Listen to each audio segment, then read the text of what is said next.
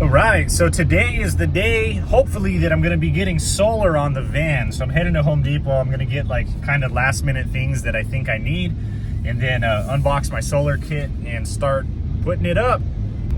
This is a really big step for the van, and kind of excited here to get the ball rolling on this thing, to slowly transition into getting into this thing full time. All right, so I am here at the Home Depot. Gonna grab some Loctite here.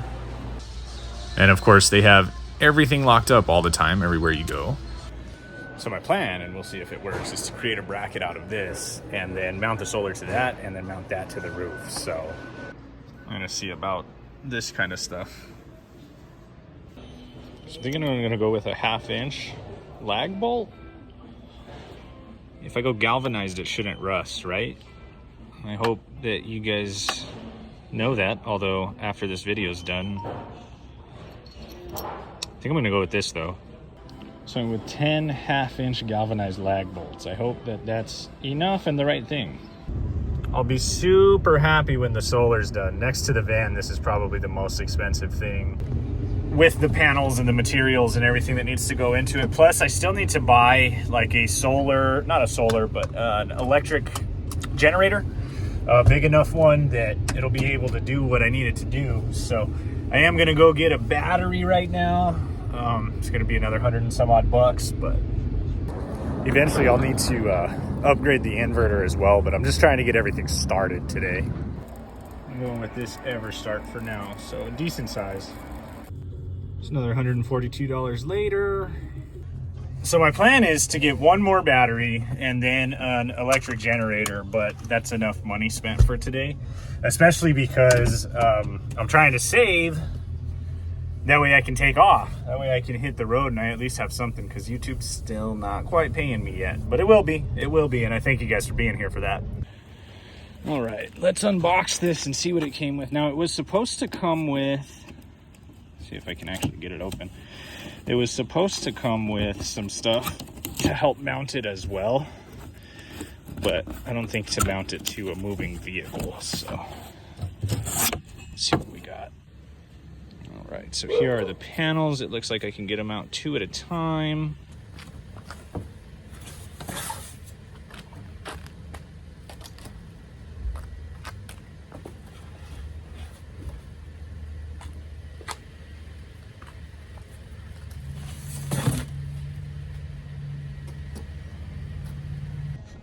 I got super nervous there because I was pulling everything out. I didn't see any other equipment, but it was actually in between 2 of the solar panels. So everything else is in here. Thank goodness. Okay, so here is at least all the wiring.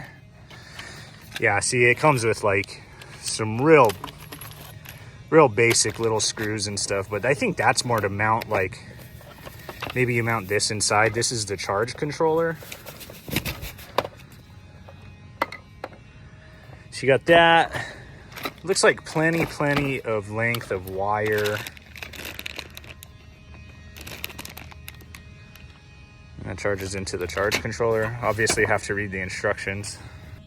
Oh, okay, actually, so we got some other hardware and some mounts and stuff. So that's pretty good.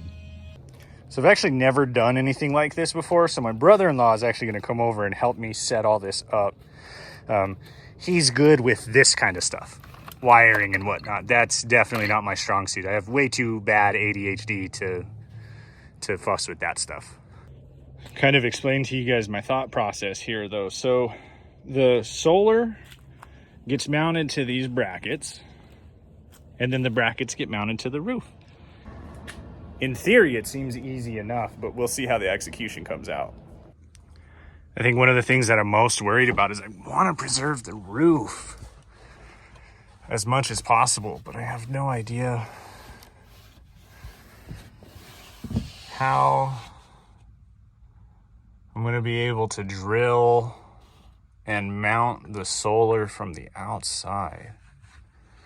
Gonna shift gears, heading back to Home Depot, gonna return some stuff and try something different. So I ended up actually scrapping the metal bracket idea. That's not gonna work because the panels actually came with these, and I'm just going to directly mount to the roof. So I didn't realize they were going to come with this kind of bracket, but that's nice because it saved me about $100. So you can't beat that. And now I got to put these on, and then going to end up just going through these directly to the roof of the van. So on the underside of the solar panels, they have these, and then this should just plug into the next one.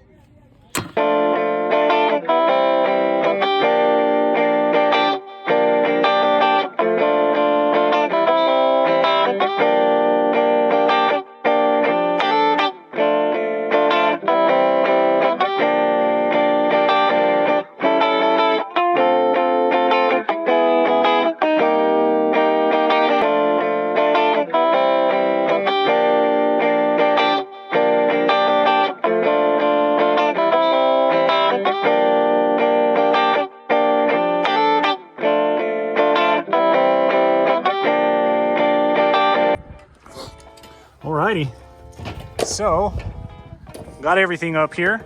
It's more solar than I thought, actually. It covers a lot more surface area than I thought.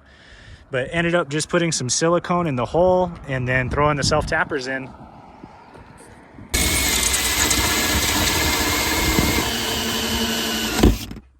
So I'll show you guys. This is where the old TV used to be.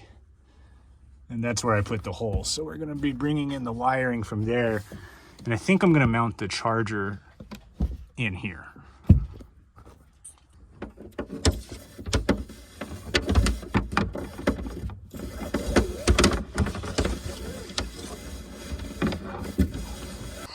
So what we're gonna do is end up, there's actually a couple holes right here. I'm gonna send the wiring through and then mount the charge controller to this. All right, so got those running through there.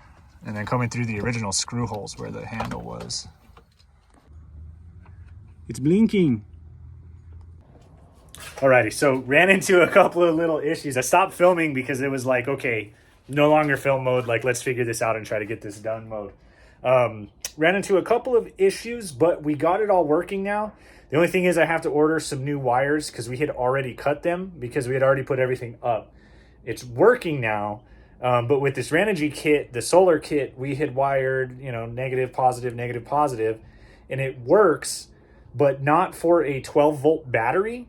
So for a 12-volt battery, you actually have to wire it, all negatives, all positives go into like this one port that you connect together, and then that goes in. So we got it figured out. It's just now I have to order the new cables and then see about plugging those in. So we actually had to we had already battened everything down. We had already put all the panels on and screwed them in and everything. Had to take them off of the van again in order to reach the wiring because all the wiring's underneath. And I just started working instead of filming at that point. So last night it got a little bit too dark, but you can see it's charging now. It's still pretty cloudy, so it's a little bit weak. But even though the solar is a little bit weak, you know, it's super cloudy. It might rain.